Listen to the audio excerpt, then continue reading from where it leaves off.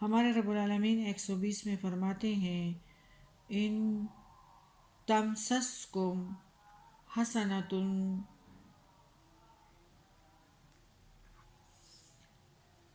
حسنتن تس تسؤہم وَإِن تُصِبْكُمْ سَيِّئَةٌ يَفْرَحُوا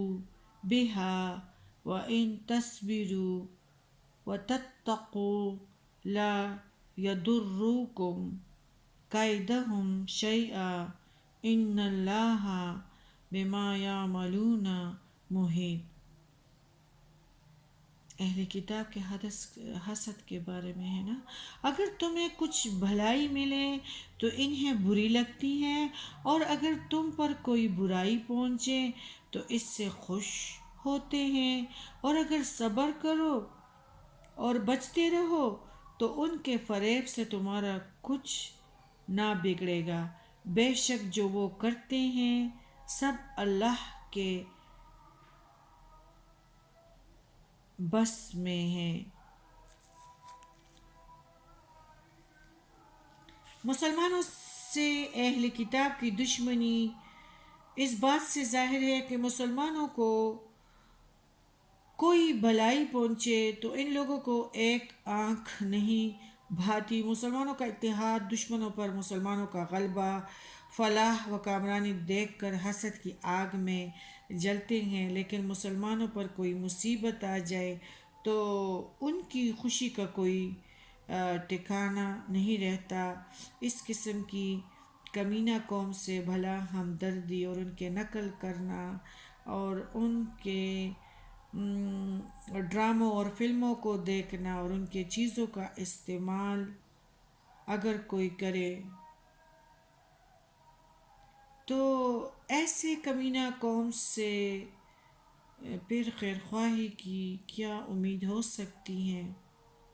اور یا ان کی نقل سے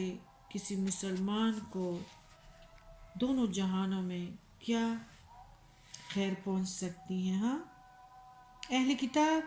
کا یہ رویہ اسلام کے صرف ابتدائی دور میں ہی سے تو نہیں ہے، آج تک ان کا قائم اور دائم ہے،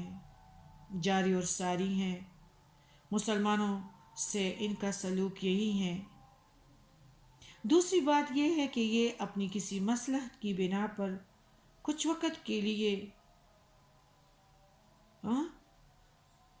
دوستی دکھاتے ہیں کہ ہم دشمنی سے باز آ گئے ہیں، بس ان میں بھی ان کا بہت مکر چھپا ہوا ہوتا ہے۔ اہل کتاب سے دوستی رکھنے کی ممانعت پر بعض مسلمانوں کے دل میں یہ خیال گزرنے کا بھی امکان تھا کہ جب وہ ان سے دوستانہ تعلقات نہ رکھیں گے تو وہ شاید ان کے خلاف اور سازشیں کریں گے اور پہلے سے بڑھ چڑھ کر نقصان پہنچانے کی کوشش کریں گے۔ اس خدشے کی وجہ سے اللہ نے فرمایا کہ ڈرو نہیں، صبر اور استقلال سے کام لو، صبر اور استقلال رکھو، ان کا کوئی داؤ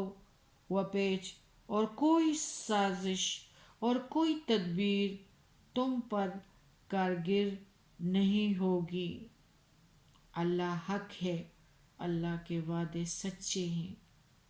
اور جو فریب کاریاں یہ کرتے ہیں سب اللہ کو معلوم ہے، وہ بڑی قدرت و طاقت والا ہے، ان کو نیست و نابود کر کے تم لوگوں کو دکھا دے گا اور ان کو نیست و نابود کر دے گا۔ مسلمانوں کو چاہیے کہ وہ اللہ سے اپنا معاملہ صاف رکھے، اس کی قدرت اور طاقت پر بھروسہ رکھے اور اس کی رسی کو مضبوطی سے پکڑ رکھے۔ باہمی اتحاد اینٹوں کی دیوار کی طرح جڑ کے رہیں، باہمی اتحاد میں کوئی کسر اٹھا نہ رکھے، ذاتی طور پر بھی برے راز بازی پر جمے رہیں، انہیں گمراہ اور یہودی و نصارہ کی سازشوں اور مخالفتوں کا کوئی ڈر نہ رہے۔ آج بھی جبکہ گمراہ اور حاسدین منکرین مسلمانوں کے لیے خطرے کا باعث بنے ہوئے ہیں اور ہر طرف سے ان پر گھیرا ڈالے ہوئے ہیں، مسلمانوں پر بھی تو لازم ہے کہ وہ اثر نو سے اللہ کے رنگ کو پکڑ لے، اللہ کے دستور کو اختیار کرے،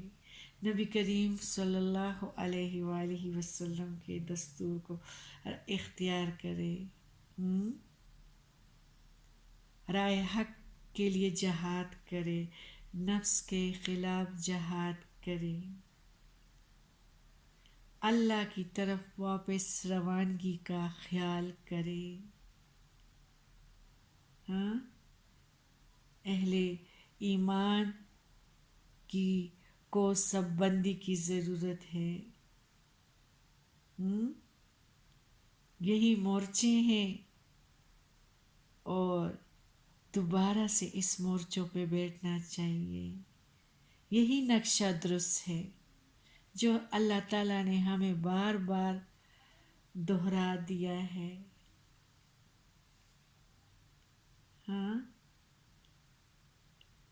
تب ہمیں اللہ تعالیٰ بہادروں کا لشکر انشاءاللہ بنائے گا۔ اللہ تعالیٰ نے ہر طرح سے ہمیں کمزوری سے بچانے کی کوشش کی ہے بار بار، اور کمزوریوں سے باہر نکلنے کے طریقے سکھا دیے ہیں، سارے اتے پتے بتا دیے ہیں، مقابلے کے طریقے بھی بتا دیے ہیں، اور ذرا پہن کر ان کے چالوں سے باہر نکلنے کے طریقے بھی بتا دیے ہیں۔ اب سب کچھ ہم پہ منحصر ہے۔ اگر آج بھی یہی منکرین اور حاسدین مسلمانوں کے لیے خطرے کا باعث ہیں، ہر طرف سے ان پر گھیرا ڈالے ہوئے ہیں، مسلمانوں پر بھی تو یہی سب کچھ لازم ہے نا۔ اللہ کا خوف دل میں رکھے، اللہ کی محبت کو دل میں رکھے، پیارے نبی کی محبت کو دل میں رکھیں، اور عزم سے اللہ کی راہ میں کٹ مرنے کا ارادہ کرے، تو کوئی وجہ نہیں کہ ان کی تمام دشمن طاقتیں دیکھتے دیکھتے بے بس نہ ہو جائیں انشاءاللہ۔